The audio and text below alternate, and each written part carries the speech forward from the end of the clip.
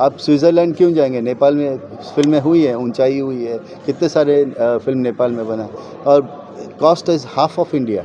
मैं जो गाना कर रहा हूँ मैं इंडिया में करूँ तो उसका डबल कॉस्ट में होगा। Why can't we explore our neighbouring countries? Why do we go always to Switzerland and others? I want to promote Nepal as a destination for tourism and it can only be possible अगर हम आप bilateral trade करें और bilateral relationship को बढ़ाएं।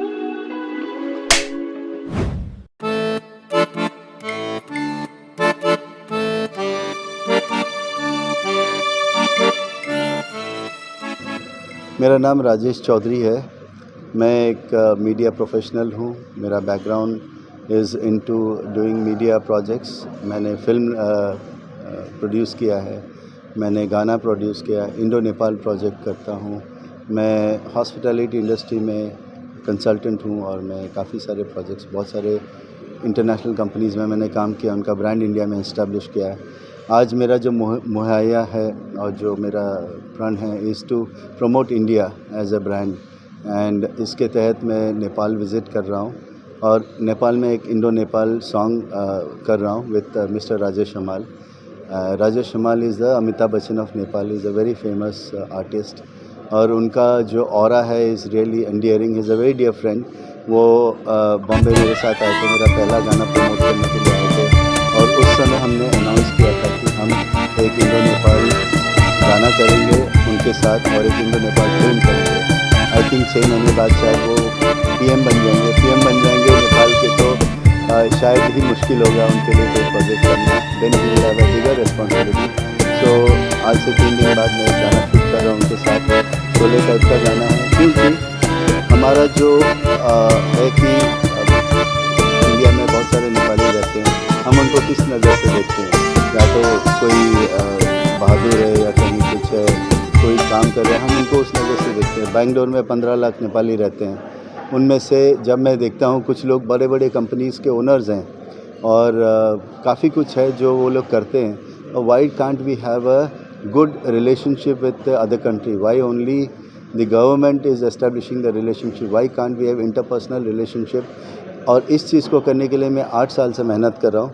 नेपाल में मैंने काफ़ी इन्वेस्ट किया है और काफ़ी प्रोजेक्ट्स मैंने किया है और इसी तहत मैं नेपाल में जा रहा हूँ। मेरी कोशिश है कि मैं पीएम साहिबा से मिलूँ। बहुत ही ऑनेस्ट डिस्पेंसेशन है, this government is really good और they are trying to do something good. तो मैं वहाँ पे कुछ इन्वेस्टमेंट भी करना चाहता हूँ, वहाँ पे कुछ यूथ के लिए करना चाहता हूँ। मैं वहाँ बहुत सारे NGOs को कई सालों से सपोर्ट कर रहा हूँ। तो मेरा ये गाने के थ्रू मेरा प्रयास ये है कि हम दोनों देशों को जोड़े। शोले टाइप का गाना है, बहुत ही अच्छा गाना है। राजेश हमाल है, इस तरफ से हम राजीव पिल्ले को ले रहे हैं और ये बुलेट में मस्तांग में जाएंगे। They will drive up hill towards the Himalayas.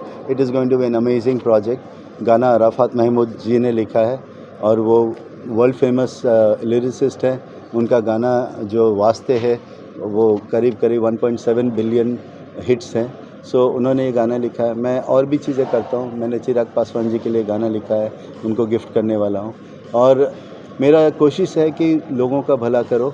आप इतना पैसा कमाओ कि आप देश और दुनिया का भला कर सको।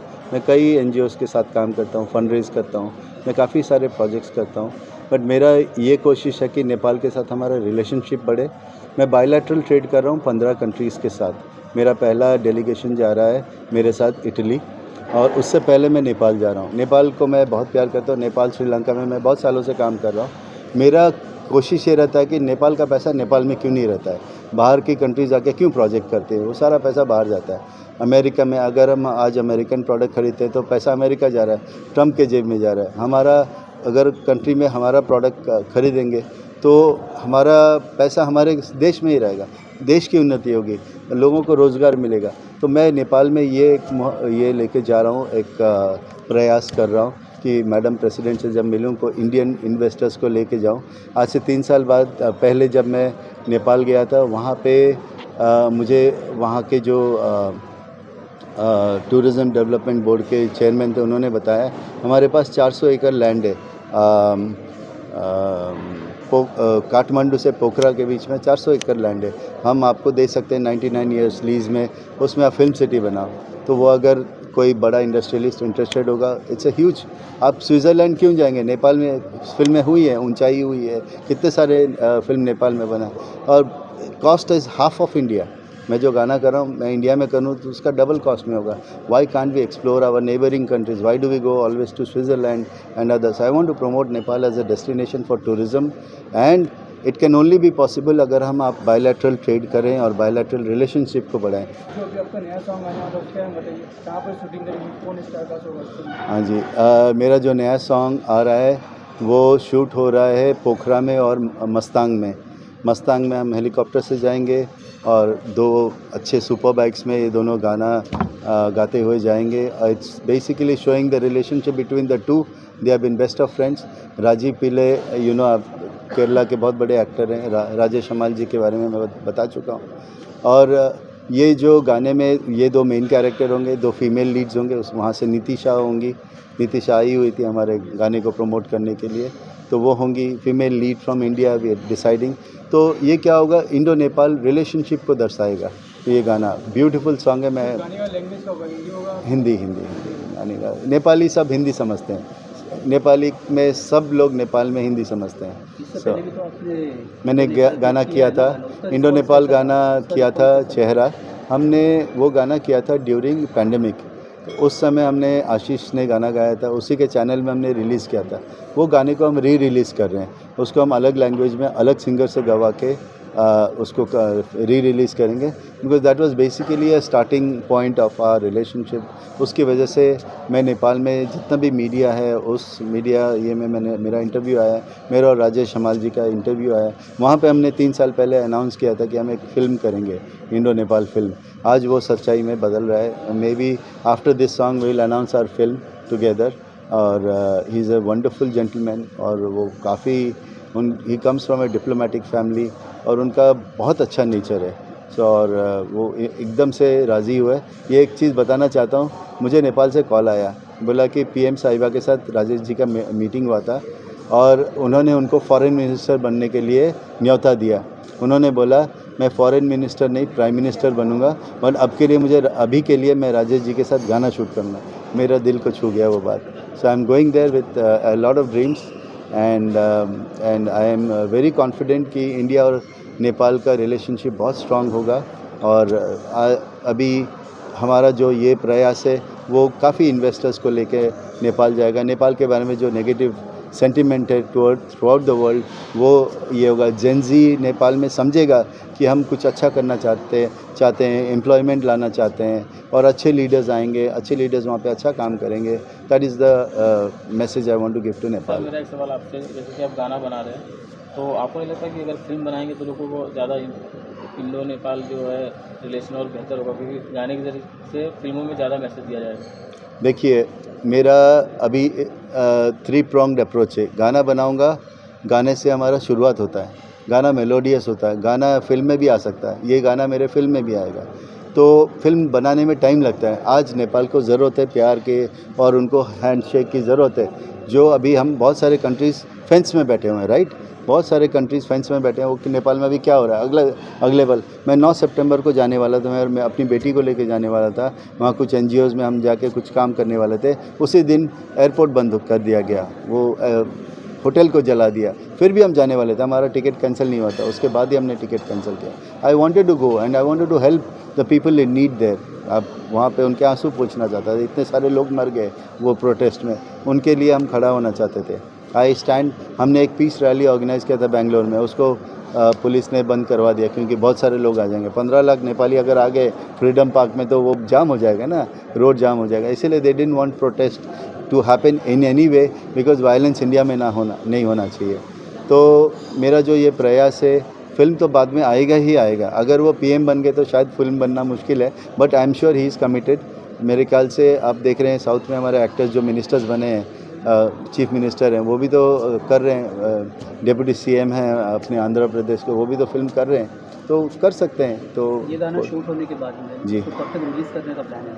हम लोग अप्रोच करेंगे टी सीरीज़ या बड़े कोई बैनर, इसको बड़े स्केल में करना है, क्योंकि गाना बहुत अच्छा लिखा गया है। आप गाना सुनेंगे तो आपके ज़ुबान पे रह जाएगा, इतना अच्छा गाना है। सो अराफात महमूद साहब ने लिखा है और बहुत मेहनत किया उन्होंने इस गाने पे।